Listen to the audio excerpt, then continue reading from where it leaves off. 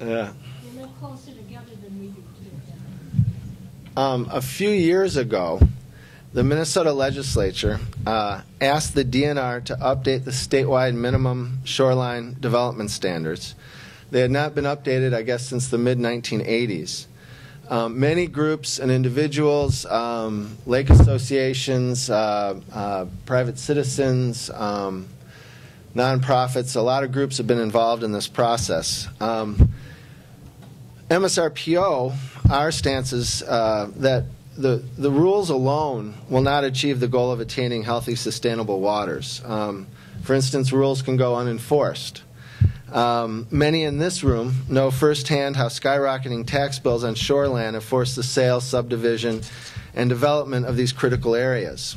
For instance, the thing I always think about is it's illegal to transport milfoil. There's signage on all the public landings. My boat is on Lake Vermilion. It never has left Lake Vermilion. It never will leave Lake Vermilion. I will not transport milfoil.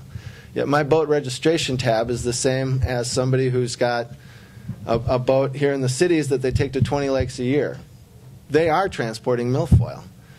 Deer licenses are set up in regions, and I wonder if boat licenses couldn't be set up the same way to further discourage the transportation of milfoil.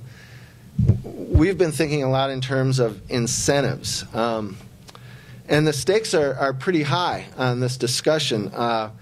Over Labor Day, a friend of mine invited us, my family, out on a boat on Lake Minnetonka, and I'd never been out on Lake Minnetonka before. And I was just shocked. My friend driving the boat said, "You want to go swimming?" And I said, "Okay, great." And he goes, "Well, there's this bay we can go to." So we go to this bay, this little bay that I guess was deep enough that the milfoil couldn't grow to the surface. There was probably 30 boats moored in this little bay with people swimming off the boats so they wouldn't have to deal with the milfoil. We got there literally navigating channels kind of through. They had channel markers in the lake, and everything that was off on the sides was all milfoil.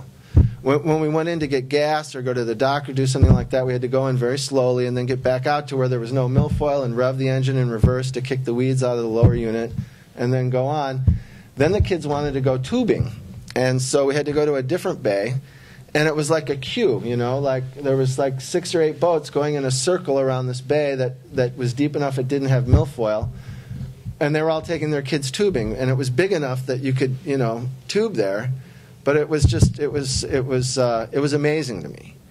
And I started looking at the houses on the lake and thinking in terms of lost property values.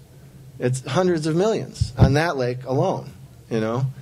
And in terms of enjoying the lake, I mean, that's, you know, something else. And then I heard, and I don't know, I haven't substantiated this, but I guess people who live on Minnetonka have to pay hundreds of dollars a year for milfoil removal or mitigation, and they're just kind of treading water with it, you know.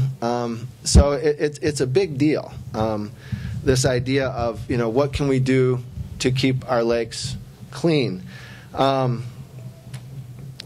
We've been pushing ideas of incentives, and I think incentives are a really underused tool. But I think parallel with that are the rules and regulations and establishing sort of a set of standards for the state. I get a lot of emails on this issue, and a lot of members are really, really concerned about it. It'll affect, you know, everybody who's got lakeshore in this room will be impacted by it. And I know, you know, in all these kinds of things, there's winners and losers. In terms of, you know, will you be able to develop the lot next to you? Will you not be able to develop it? What are the, you know, how is it going to work out? The process of updating the rules progressed through the summer. And as my understanding is, they're not finalized yet. We're still kind of an evolving process. But I thought that we're nearing the end of this effort in the state.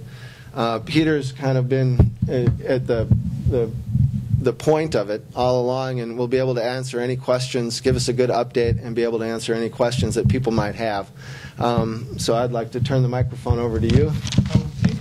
Thank you very much for coming. Thank you. Yeah. Well,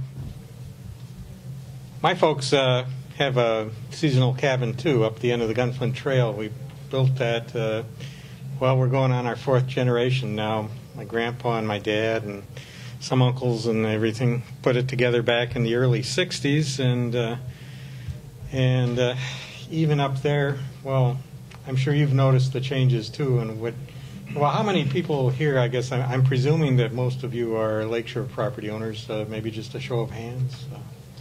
Okay, yeah. So, and if you've been out there for a long time, then you have noticed the changes, and some of them haven't been very good. Jeff mentioned the problem of invasive species, and I know that's a huge concern among the property owners. We're looking at other things too, and I'd like to just kind of run through these slides to give you an idea of some of the things that are being considered for the proposed new rules. And Jeff's absolutely right in that regulations alone will not solve the problem. Land stewardship, people doing the right thing with their land, probably get you a lot further than enforcement officers going around telling you what you can't do.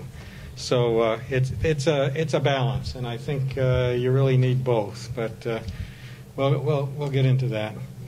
The basic question is, who is it that you go to talk about your shoreline property? And zoning question, who do I see?